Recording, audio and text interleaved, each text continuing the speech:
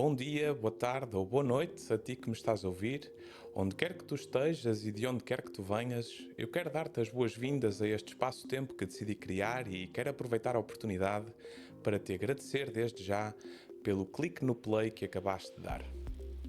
Serei o host do podcast Além do Ordinário que começa aqui e o meu papel será trazer conteúdos e olhares que desafiam os limites do convencional, da norma e do pré-estabelecido, sem a pretensão de agradar a gregos ou troianos, a russos ou americanos, ou mais antigo do que isso, a israelitas ou palestinianos. Antes de ir mais fundo na introdução deste podcast, gostava que me conhecesse um pouquinho melhor. Não o quero fazer a título de promoção pessoal ou porque necessito de 5 minutos de palco, mas sim para que possas ter umas luzes do background de mais um ordinário e de alguns conteúdos que possam surgir em futuros episódios. Ora bem, posso começar por te dizer que a minha vida está repleta de paradoxos, dúvidas e questionamentos. Não percebo nada da astrologia, mas sei que sou Sagitário com ascendente em Sagitário, o que dizem transandar a uma enorme sede por liberdade. Contudo, e pelo que ouvi dizer, a lua que dizem estar em Virgem faz com que busque regras, normas e ambientes controlados para que a vida não vire apenas e só num grandíssimo circo. O meu primeiro nome é um dos mais comuns em Portugal, enquanto o último nome provoca expressões faciais únicas para quem o lê ou o ouve pela primeira vez. Costumam perguntar-me se sou alemão, mesmo vendo um latino barbudo caga-tacos de 1,70 m e a minha resposta costuma fazer referência à imigração do meu trisavô Adolf van Schneider, pai do último cônsul da Rússia Imperial em Portugal. Então, sou o João, tenho um irmão encarnado e 2 desencarnados, somos filhos de pais divorciados onde a minha mãe é a Joana e o meu pai é o João. Tenho 3 tios que se chamam João, um avô João, uma prima João e uma tia João. E o primeiro convidado que quero trazer para este podcast é um grande amigo meu, o João. Nasci numa das zonas mais calmas e mais snobs da cidade do Porto e por mais que me tenham tentado incutir as regras de etiqueta e de como parecer bem para os outros, sempre preferi a roupa velha e rasgada e tenho muita facilidade em meter um foda-se no fim de uma frase.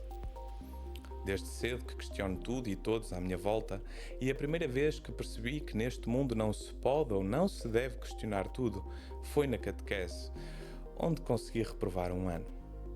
Sempre procurei proteger os mais fracos e nunca consegui aceitar a injustiça, o abuso, a autoridade, o abuso da autoridade e, na adolescência, resolvia tudo com base na porrada. Andei num colégio católico do 5º até à primeira semana do meu 12º ano e, apesar de não ter sido convidado a sair, fiquei proibido de lá voltar a entrar. Fui um aluno que passava sempre com notas medíocres, mas assim que mudei para uma escola pública, uma professora frustrada e conservadora anulou-me o último exame de matemática do ano porque o fui fazer, imagina só, de calções de banhos compridos. Ai, romariz, não te fui à tromba por um triz. Aos 16 cai-me a ficha e deparo-me com 2 problemas sérios de toxicodependência na família que me foram destruturando emocionalmente sem que eu conseguisse dar conta. De repente, comecei a perder o interesse pelas coisas, sensações e momentos dos quais estava habituado. E dei por mim a fazer coisas que nunca me tinham passado pela cabeça, como passar horas a falar com toxicodependentes na rua para conhecer os seus porquês, as suas histórias e os seus vícios, conversar com alguns profissionais de saúde que cuidavam desses mesmos usuários e, acima de tudo, ler tudo o que encontrava disponível sobre drogas e os seus estados alterados de consciência. A título de curiosidade, posso dizer que foi nesta fase que li o primeiro livro do início ao fim, Os Filhos da Droga, de Christian Neff. Antes de completar as 18 voltas ao Sol, ou se preferires as 6.570 voltas do Sol, a minha mãe ao jantar dropa-me uma bomba que mudou a minha vida para sempre. Ela andava cansada e desanimada nessa fase, mas nesse dia entrou em casa com um olhar diferente. Disse-nos, a mim e ao meu irmão, que uns meses antes lhe tinham sido detectado um tumor no ovário do tamanho de uma laranja e que não nos tinha contado porque não nos queria preocupar. Naquele dia tinha feito novos exames e o tumor tinha desaparecido. Claro que, com medo, mas curioso como ao caralho, não hesitei em perguntar o que ela tinha feito para que o tumor tenha desaparecido sem qualquer intervenção ou ajuda médica. Incrédula, a minha mãe contou-nos que tinha conhecido uma pessoa que não só lhe tinha detectado o tumor antes dos exames, como lhe tinha feito algumas sessões de umas cenas esquisitas a ponto de os médicos ficarem boquiabertos com os novos exames e com a total ausência desse tumor. Após essa conversa, nervoso, desconfortável e em tom de gozo, pus a cadeira para trás e disse-lhe que estava a entrar numa seita e que lhe iam limpar o guito todo se ela não saísse dali rápido. Ela contou-me que nunca tinha dado um cêntimo a ninguém em todo o processo. Aí, engoli em seco, enfiei a viola ao saco e levantamos a mesa e fui para o quarto. Nessa noite nem dormi. E sim, mais tarde acabei por conhecer essa pessoa com quem tive a oportunidade de aprender um monte de coisas. Até aos meus 20 ou 21 anos queria muito ser rico, mas assim que li uma célebre frase de Henry Ford e me debrucei-se um pouco sobre o sistema bancário e monetário, alimentei a sensação de que essa condição de momentaneamente rico não me iria servir de muito num futuro caótico que imaginava. Essa viagem mostrou-me que o dinheiro e a moeda, afinal de contas, são coisas diferentes e que, em boa verdade, não eram a coisa mais importante para mim naquele momento. Não era isso que me fazia sentido procurar. Foi nessa fase que comecei a reconhecer que, na maioria das vezes, o que me motivava não era o presente. O futuro, o depois e o mais à frente começaram a ter um peso significativo na minha vida porque a estratégia que escolhi, viver, foi a da preparação para momentos difíceis. Assustado com a ideia de um futuro crash económico e social e movido pelo sonho de ser pai, desisti do curso manhoso de gestão hoteleira onde estava com o objetivo de aprender a fazer coisas com as mãos. Não sabia o que queria aprender nem o que queria fazer, mas sabia que essa escolha deveria ser baseada na tal preparação para o cenário hardcore que se avizinhava. Por exclusão de partes, escolhi o que considerei ser mais difícil de aprender.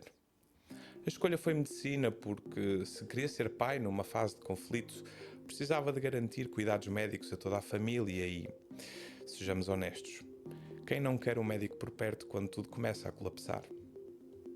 Na minha ideia, o médico que trabalhasse com as mãos dependeria acima de tudo do seu conhecimento e daquilo que a natureza lhe proporciona. O conhecimento não deveria ser difícil de alcançar porque dependeria dos bons professores e da minha dedicação. Mas na questão da natureza as coisas já me pareciam diferentes. Percebi que seria necessário um bom plano porque estamos numa fase da vida onde todo o metro quadrado já tem um proprietário. Reconhecia que seria importante ocupar ou comprar terra grande o suficiente que providenciasse abrigo, recursos e matérias médicas para que um elevado número de pessoas ali se pudessem juntar e viverem à margem o tal caos global que lentamente se vai aproximando. Algo como uma ecovila, e se possível replicar isso no país inteiro.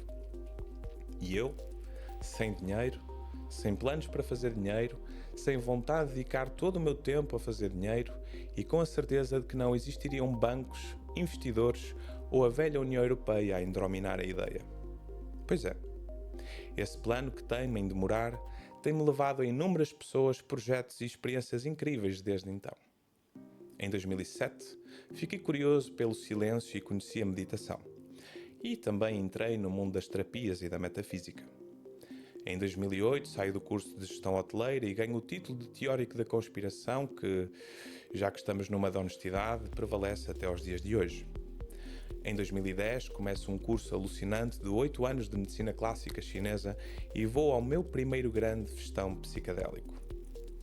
Em 2011, aprendi ferramentas para ajudar homens e mulheres a transformarem-se ao caminharem descalços em brasas e tive o meu primeiro contacto com aquilo que considero ser uma das principais ferramentas a difundir nos próximos anos, a permacultura.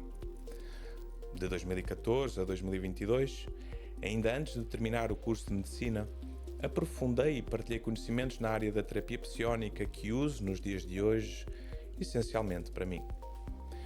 Por fim, em 2021 fui um daqueles muitos ordinários que fez contas à vida daquilo que poderia ter ganho se tivesse metido uns patacos em Bitcoin em 2011. O número foi tão escandalosamente alto que prometi a mim mesmo encontrar uma segunda oportunidade e não alargar, mas é que nem fodendo.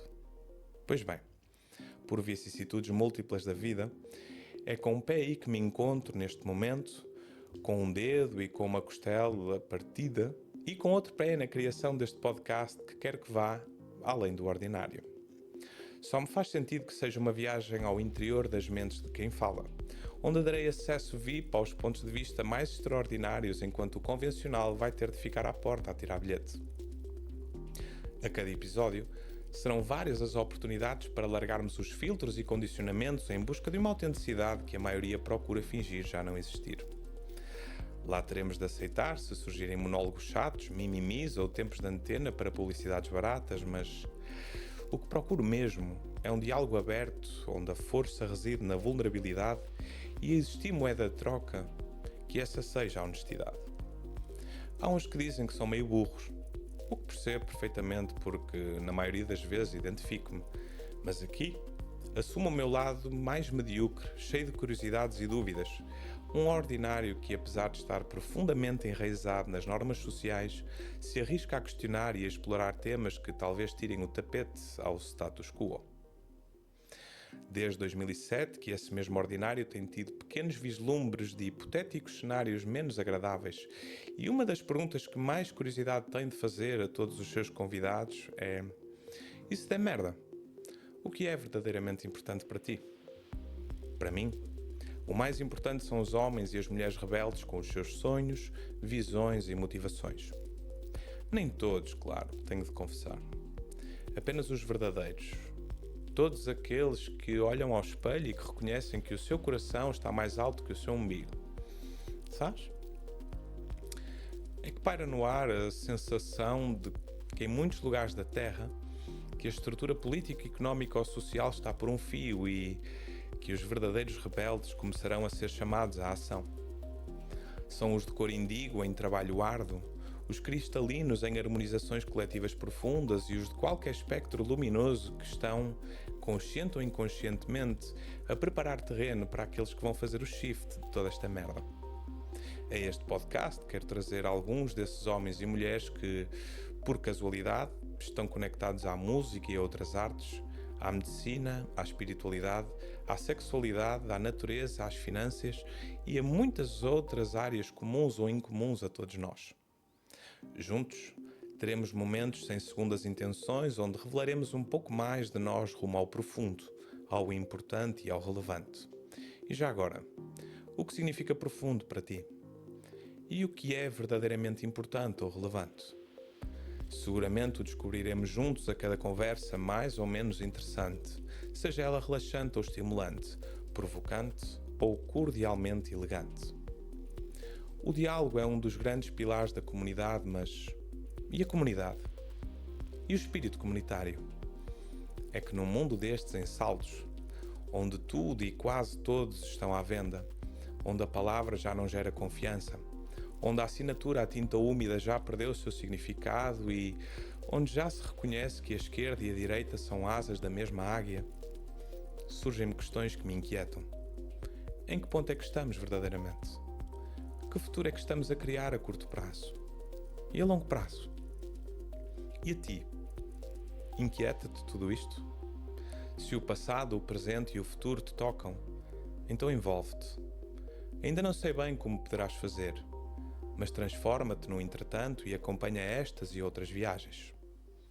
Pode ser fixe envolver-te nas plataformas para que sejam alimentados os algoritmos que provavelmente até sabem quem são os homens e as mulheres que necessitam deste tipo de conteúdo, mas mais importante que o teu like ou o teu comentário será claramente a partilha deste podcast a qualquer rebelde extraordinário que possas conhecer. Se consideras esse homem ou essa mulher como um rebelde além do ordinário, é seguro que vai ficar feliz por esse teu reconhecimento. Deste lado, não há partido nem clube de futebol. Não me preocupo muito com a verdade, interessa-me mais conhecer a mentira. Não me faz diferença nenhuma o teu tom de pele, a tua língua materna, a tua profissão, o teu salário, o teu carro ou a tua religião.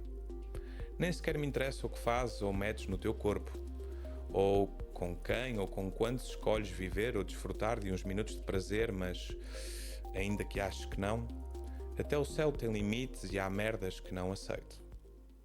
Nem agendas, nem propagandas, nem areias nos olhos, nem bandalheiras, nem truques, nem aqueles filhos de uma grande puta que... Isto que andam a fazer com as crianças tem de acabar. Mas é que tem mesmo. E é da responsabilidade de todos, caralho. E já agora, está na altura de nos questionarmos profundamente sobre isto da inteligência artificial, DNA mapping, nanotecnologia, neural nets, clonagem e transhumanismo. Apenas para nos prepararmos, porque para tentar travar essas tecnologias parece-me uma missão inglória e condenada desde já ao fracasso. Bom, também eu achei que o ideal seria terminar o episódio piloto de forma suave, leve e positiva, mas depois deste sentimento espontâneo, involuntário e meio mercenário, resta-me convidar-te à reflexão até ao próximo podcast, Além do Ordinário.